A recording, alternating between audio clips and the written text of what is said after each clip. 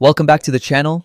In this video, I'm going to show you how to completely delete your website in Hostinger, including its database, step by step in this full 2025 guide.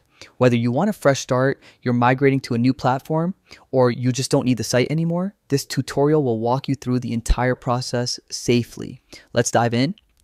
First, log into your Hostinger account. Once you're inside, head over to the H panel, which is the main control panel where all of your hosting tools live.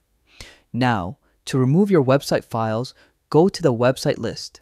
This is where all of your website data is stored. Open the folder for your domain, usually under public_HTML. Select all the files and delete them. This wipes out your site's content, including themes, plugins, and uploaded files. But deleting files alone isn't enough if your site is connected to a database, such as for WordPress. So the next step is removing the database itself.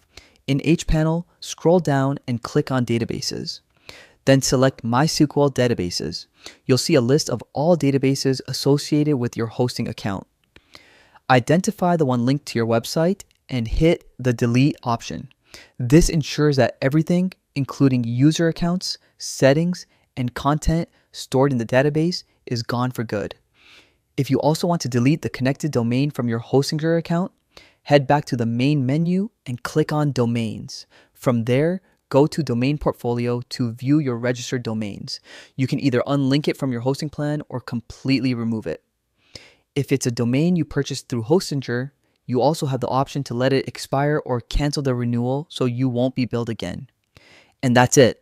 Your website and its database are completely deleted from Hostinger.